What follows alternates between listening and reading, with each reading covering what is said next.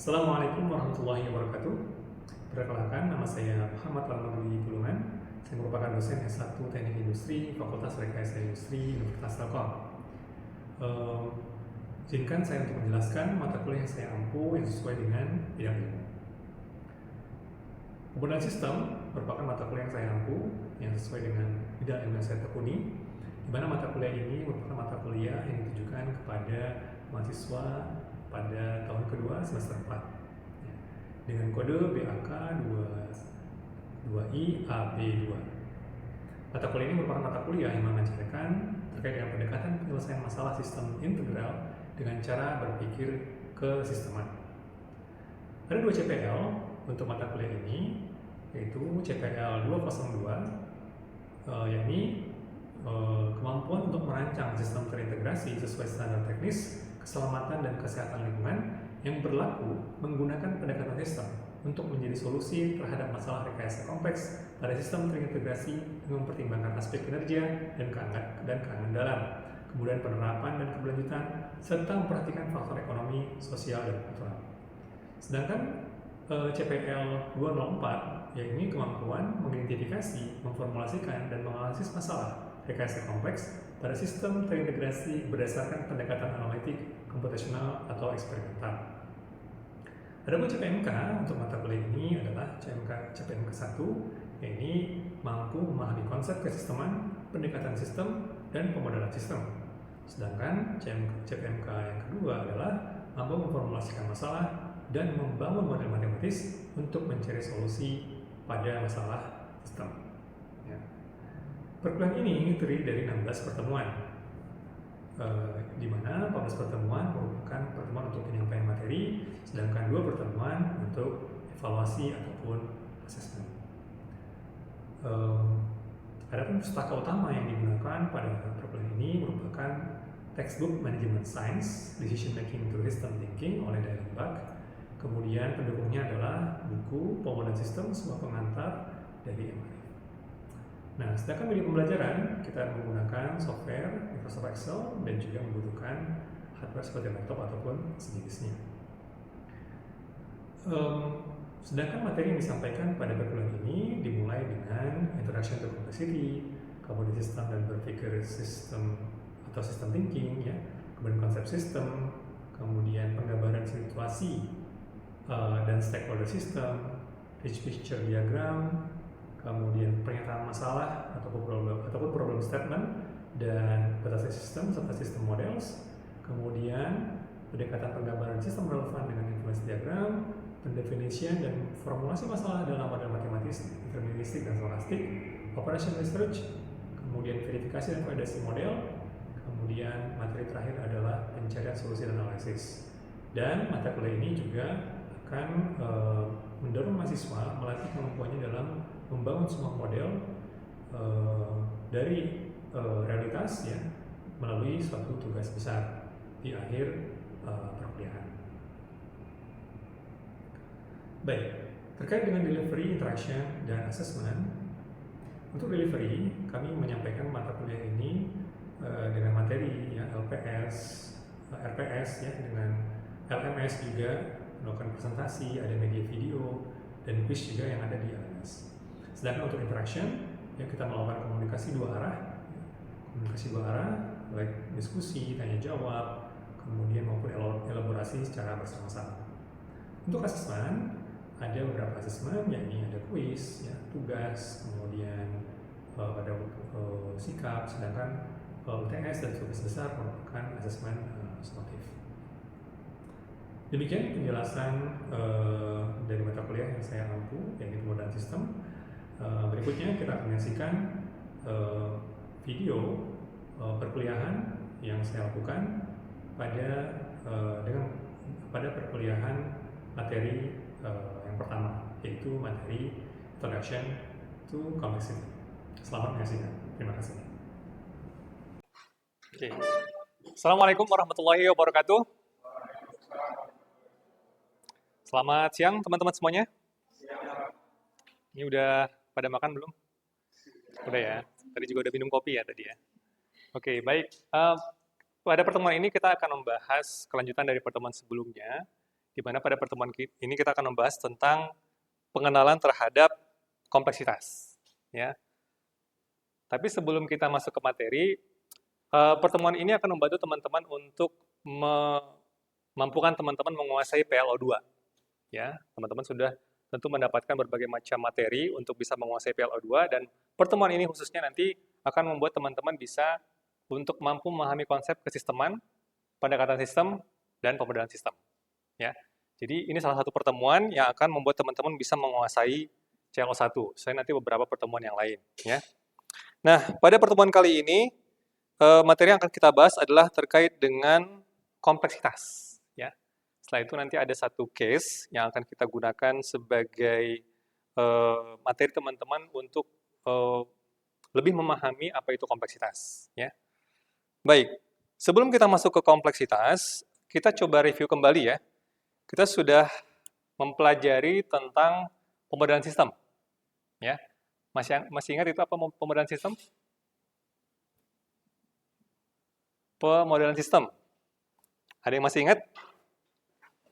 Pemodelan sistem itu kata dasarnya adalah model. Ya, model. Apa ada mungkin yang bisa bantu menjelaskan pengertian model itu apa?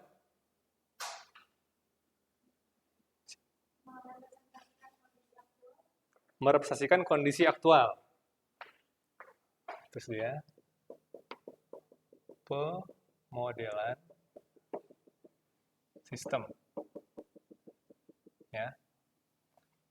Model ya. Merepresentasikan kondisi aktual. Contohnya apa kira-kira? Model itu. Contoh model, kalau patung model bukan? Model. Terus prototipe mobil, model. Oke, apalagi kira-kira contoh model yang teman-teman ketahui? Apa? Maket, betul. Bagi teman-teman arsitek, maket itu sebuah model. Apalagi kira-kira? Game? Pada suka main game kan? Ada orangnya, ada lingkungannya, itu kan representasi dari aktual. Ya, itu juga merupakan sebuah model. Jadi, model itu adalah imitasi atau contoh dari sesuatu yang ada di real system. Ya, di dunia nyata. Nah, ini model. Nah, kalau sistem, ini harusnya udah pada paham ya. Sistem adalah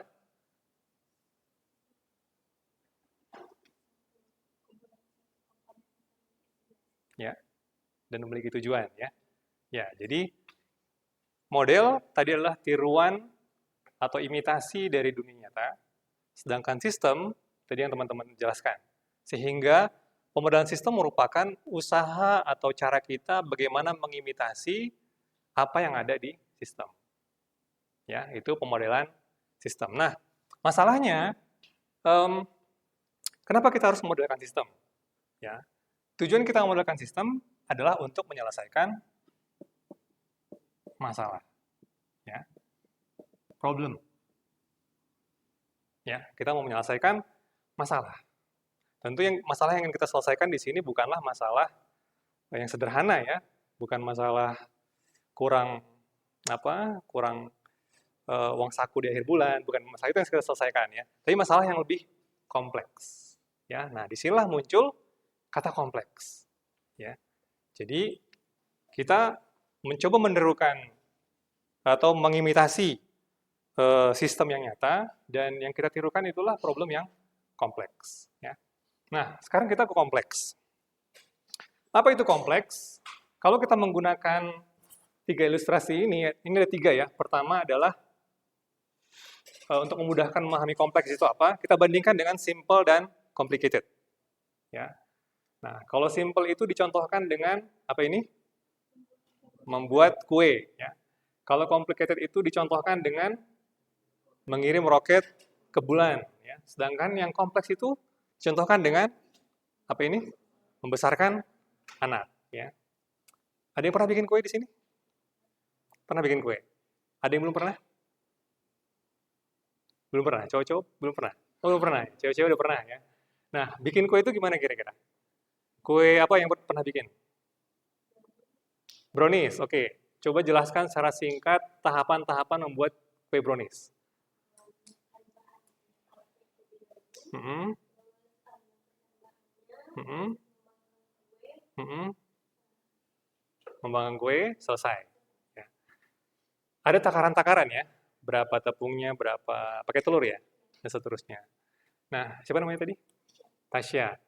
Nah, kalau apa yang dilakukan Tasya, dilakukan oleh Fadil, sama persis, kira-kira hasilnya sama atau beda? Sama ya. Nah, itu kalau bikin kue, simple. Ya, selama resepnya benar, maka kemungkinan berhasilnya sangat-sangat tinggi. Bahkan bisa dikatakan akan berhasil. Nah, sekarang complicated. Ya. Pernah ngirim roket ke bulan? Siapa yang bisa ngirim roket ke bulan? NASA. NASA itu adalah orang-orang yang punya kualifikasi teknis yang tinggi. Ya, mereka sudah belajar puluhan tahun, lulusan astronomi, ya, lulusan teknik fisika dan lain-lain. Jadi sangat memerlukan kualifikasi khusus. Ya. Tetapi selama mereka mengikuti protokol, walaupun itu sangat ribet begitu ya, itu kemungkinan mereka bisa mengirim roket ke bulan itu bisa berhasil. Misalnya berhasil sekali, terus protokol yang sama dilakukan oleh orang lain, selama dia mengikuti protokol yang sama itu, maka dia akan berhasil. Kemungkinan besar akan berhasil mengirim ke bulan, gitu ya. Tapi tentu tidak sesederhana bikin kue. Ya, anak TI bisa bikin kue, anak tata boga apa lagi ya, anak teknik fisika bisa bikin kue, semua bisa bikin kue selama mengikuti resepnya.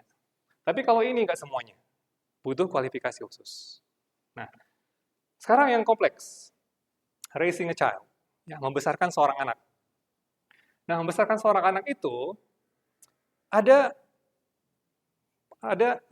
parenting, ada ilmu parenting, ya, ada ilmu-ilmu psikologi anak, ya. Tetapi tidak ada rigid protokol, tidak ada resep baku. Resep untuk anak pertama berhasil, diterapkan untuk anak kedua belum tentu berhasil. Ada anak kembar yang A diperlakukan dengan ABC gitu ya, nah yang B diperlakukan ABC juga hasilnya berbeda. Nah, jadi dia kompleks. Dan tidak diperlukan seorang profesor pun belum tentu berhasil membesarkan seorang anak. Ya, kalau di sini selama dia engineer berpengalaman 5 tahun, 10 tahun punya sertifikasi dan lain-lain bisa berhasil, ya. Apalagi di sini selama mengikuti resepnya dia akan berhasil membuat kue. Tapi di sini dokter, profesor, jenderal itu bisa gagal mendidik anak karena kompleks tadi. Ya. Kelihatan ya bedanya ya? Nah, oke. Dari contoh ini, teman-teman bisa memahami bahwa oke, satu lagi. Ini suatu diagram yang menunjukkan bagaimana posisi kompleks dibandingkan yang lain. Ya, ada simple, complicated, kompleks, dan satu lagi anarki. Kalau anarki ini udah chaos ya. Misalnya teman-teman mau bikin jaket angkatan. Jaket angkatan yang cewek-cewek pengen warna pink, cowok-cowok pengen warna hitam gitu ya. Ini cuma ada 2 pilihan. Ini saling berebut ya. Tapi semakin banyak semakin setiap orang punya pilihan masing-masing ya. Dari 1 sampai 40 mahasiswa itu setiap orang punya warna yang berbeda. Ini merahnya merah hati, ini merahnya merah pink gitu ya, dan seterusnya. Sehingga semakin jauh dari persetujuan. Ya. Jadi semakin jauh dari persetujuan dan semakin jauh dari kepastian, itu pasti akan anarki. Jadi satu kelas itu akan berantem tuh. Saya pengennya hitam, saya pengennya hijau, saya pengennya biru, dan seterusnya. Tapi semakin mereka sepakat, kebetulan satu kelas itu 40 itu warna favoritnya warna biru gitu ya. Ya udah selesai. Jadi lebih dekat kepada kepastian dan lebih dekat kepada agreement. Nah, itu ilustrasi yang lain untuk menjelaskan kompleksitas. Nah, kenapa sih kita harus memahami kompleksitas? Ya, karena tadi problem yang mau kita selesaikan di masa ini itu pasti kompleks. Ya, sekarang digitalisasi di mana-mana begitu ya, permasalahan kemiskinan, permasalahan apalagi lingkungan gitu ya, dan seterusnya. Itu kompleks ya. Kita nggak bisa breakdown dengan sederhana. Ya. Jadi kalau masalah kekurangan uang jajan di akhir bulan itu gampang ya. Itu masalah orang tua dan anak dan selesai gitu ya. Tapi kalau masalah kemiskinan, masalah pendidikan, itu sangat kompleks. Nah, dari contoh yang tadi, antara bikin kue, ngirim roket, sama membesarkan anak, terus jadi diagram yang tadi, kata kunci paling sederhana dalam menjelaskan kompleksitas adalah, oke, sebelum kita ke sana, ada yang pernah ke kuburan malam-malam? Ada yang pernah? Gak ada kerjaan ya? Oke, misalnya Fadil ke kuburan sendirian, jam 12 malam, berani? Gak berani ya? Gak berani ya? Oke, Fadil sama siapa namanya? Daniel. Fadil sama Daniel ke kuburan berdua jam 12 malam, berani? Sama Fadil, berdua. Belum tentu. Lebih berani sendiri atau sama Daniel? Sama Daniel. Oke, siapa namanya? Andika. Jadi Fadil, Daniel ditemani Andika, bertiga ke kuburan. Berani nggak? Berani. Oke, ditemani siapa namanya? Ayu, berempat sama Ayu sekarang. Lebih berani ya? Oke, jadi perhatikan teman-teman ya. Tadi Fadil sendirian nggak berani. Ya. Kemudian Daniel berdua agak berani. Ya, atau belum tentu tadi katanya. Tapi setelah sama Andika, itu jadi berani. Sama Ayu, jadi tambah berani. Nah, perhatikan, Fadil, atribut awalnya adalah tidak berani. Ya. Kemudian Andika, kemungkinan juga semuanya, ya, kalau sendirian, atribut awalnya adalah tidak berani. Mereka nggak punya sifat berani. Mereka hanya punya sifat tidak berani. Tapi ketika mereka bersama-sama, muncul sifat yang baru. Muncul atribut yang baru, yaitu berani. Gitu. Jadi, keberanian mereka itu tidak semata-mata dihasilkan dari penambahan 1 tambah 1. Tidak bisa jelaskan 1 tambah 1 sama dengan 2, nggak bisa. Karena hasilnya berbeda. Sehingga,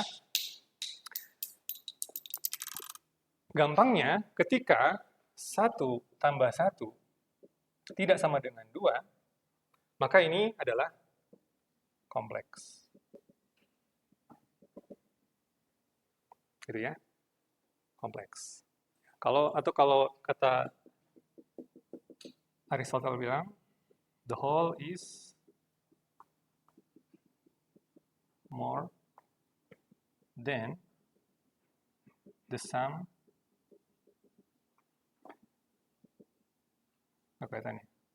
of its parts. Ya. Jadi keseluruhan itu lebih dari sekedar penjumlahan bagian-bagiannya. Ya. Kalau hanya sekedar kalau kita main Lego ya, susun ini tambah di sini seterusnya, itu kan kita bisa menjelaskan bahwa mobil itu dibentuk dari penambahan Lego-Lego tersebut. Ya, blok-blok tersebut. Itu gampang dijelaskan. Tapi ketika kita melihat sesuatu dan tidak bisa dijelaskan dari komponen-komponen pembentuknya saja, itu bisa kita katakan sebuah kompleksitas. Ya. Kemiskinan misalnya. Kemiskinan kan banyak masyarakat miskin ya. Nah, itu kan kita tidak bisa jelaskan dari satu sudut pandang saja, dari satu elemen saja. Ada peran pemerintah di sana, ada peran SDM di sana, ada peran lingkungan di sana, ada faktor sosial, faktor agama gitu ya, bahkan faktor iklim juga bisa berpengaruh, faktor geografis, faktor keadaan kondisi tanah, dan seterusnya. Jadi sangat-sangat kompleks. Gitu ya. Kemudian masalah atau gini, misal kucing, pada suka kucing? Suka ya? Ya, pernah lihat kucing gerakin ekornya? Ya. Nah, gerakan ekor kucing itu terjadi karena apa?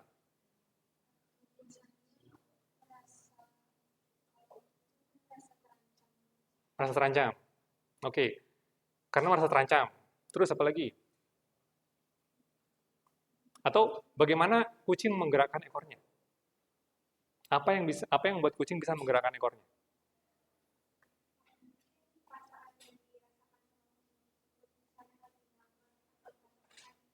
Oke. Kalau dari faktor biologis, terancam, dan menggerakkan, tapi dia bisa menggerakkan karena ada otot, ada darah, ada saraf, dan seterusnya. Dan masing-masing itu berperan sehingga muncullah satu gerakan. Nah, itu juga kompleks, dan seterusnya. Ya, kita bisa menemukan banyak kompleksitas di dalam tubuh kita. Nah, jadi itu adalah bagaimana kita mengenali sesuatu yang kompleks, dan ada banyak di dunia ini, di sekitar kita.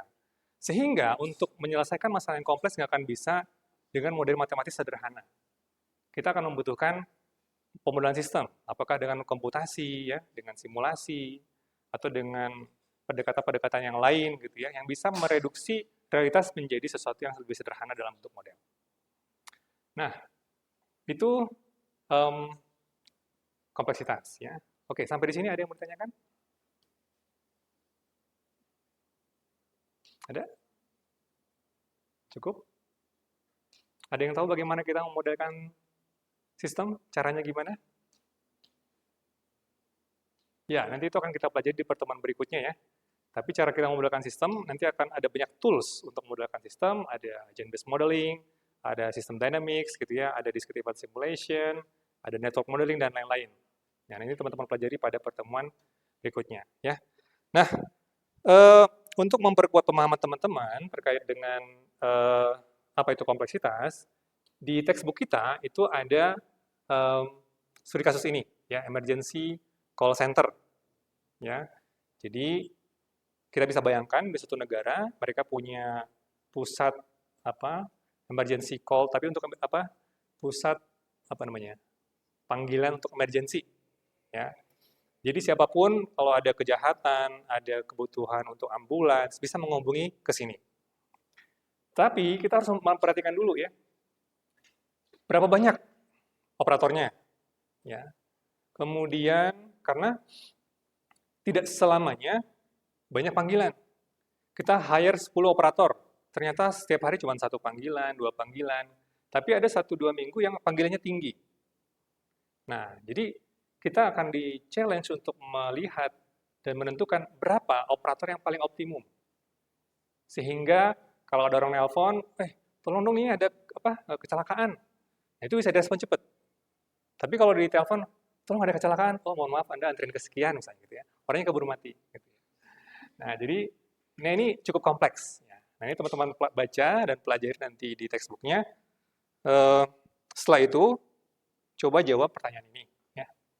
Siapa saja yang terlibat, hubungan antar pihak apa saja, kemudian point of view-nya, point of view operator, point of view manager, gitu ya. Kemudian ini termasuk kasus apa, dan sebutkan contoh kasus yang sejenis. Ya, teman-teman bisa cek di LMS. Baik, itu untuk tugas hari ini. Saya kira cukup untuk hari ini ya. Terima kasih, kita jumpa lagi pada pertemuan berikutnya. Saya tutup. Assalamualaikum warahmatullahi wabarakatuh.